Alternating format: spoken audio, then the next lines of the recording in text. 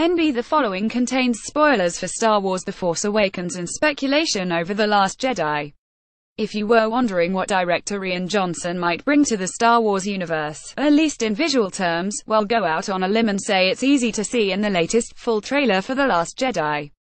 There's a grubby, oily quality to his vision of the galaxy far, far away. Luke's lightsaber looks battered and old. The variant form of ATAT striding across the planet Crait look like weathered, battle-scarred war machines. Even the chrome detailing on Kylo Ren's fancy helmet looks scratched and tarnished. It's all in stark contrast to J.J. Abrams' The Force Awakens, who brought a Spielbergian warmth and playfulness to even the more desolate corners of the planet Jakku.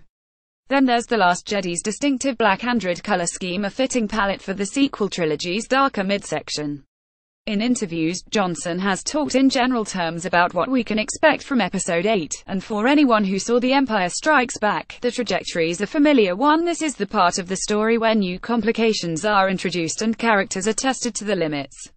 As Johnson once said, and we're paraphrasing here, The Last Jedi will show what happens when characters like Rey, Finn and Poe Dameron have the stool kicked out from under them. As we've seen in previous footage, The Last Jedi picks up pretty much right after The Force Awakens.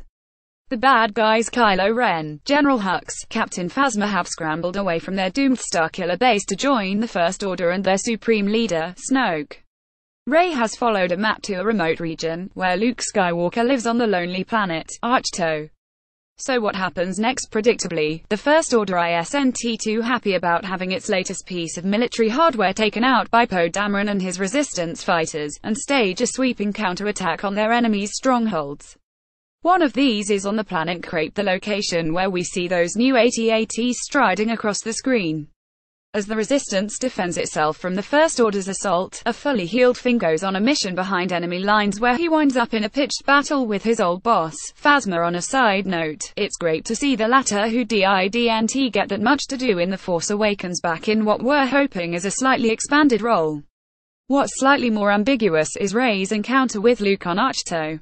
We know from the last film that Luke went into exile when a young Kylo Ren, then going by his family name Ben Solo, turned on him and destroyed his Jedi school, a scene we see in a bit more detail in the new trailer.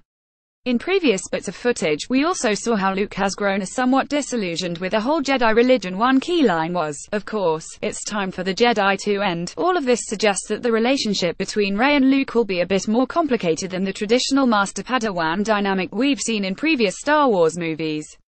Luke may have the experience to train Rey, but then, maybe Rey has the innocence and idealism to shake the old Jedi Master out of his gloomy funk.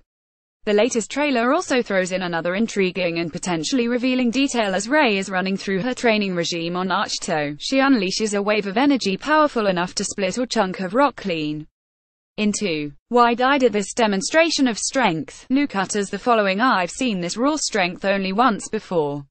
It didn't scare me enough then. It does now." Exactly what Luke means by this is left intentionally ambiguous. When was the last time he saw that raw strength? Was it when he fought Vader in The Empire Strikes Back, or, more likely, was it while he was training a young Kylo Ren? Whoever he was referring to, it opens up the possibility that Rey's power isn't necessarily drawn from the light side of the Force. Rey's origins are another of the sequel trilogy's mysteries, and this sequence could be the latest hint that she's not related to Luke Skywalker, as was widely suspected, but someone more sinister. Could she be Kylo Ren's twin sister, hidden away on Jakku when Kylo turned to the dark side? We see a few dramatic moments in the trailer where Rey clearly encounters Kylo and Snoke, the latter seen in physical form for the first time. It's likely that they're keen to turn Rey to their dark way of thinking, either through dramatic dialogue or simple, old-fashioned torture.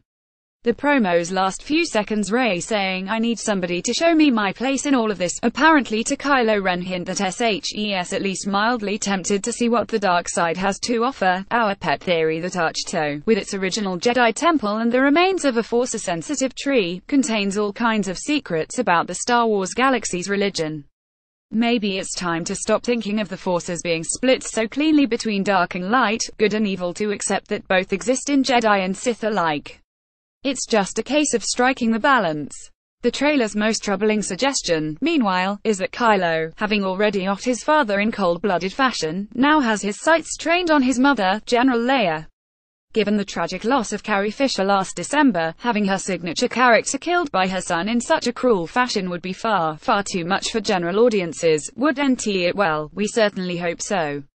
As spoilery as the new Last Jedi trailer appears to be, it also offers all kinds of possibilities. Maybe Kylo will have a last-second change of heart when zeroing in on his mother, and make an abrupt turn to the side of goodness and light. Maybe Luke's cynicism and the lure of her own power will draw Rey to the dark side. Maybe those little porgs will breed on the Millennium Falcon and take over the entire galaxy. All we can say for now is that December can't come soon enough.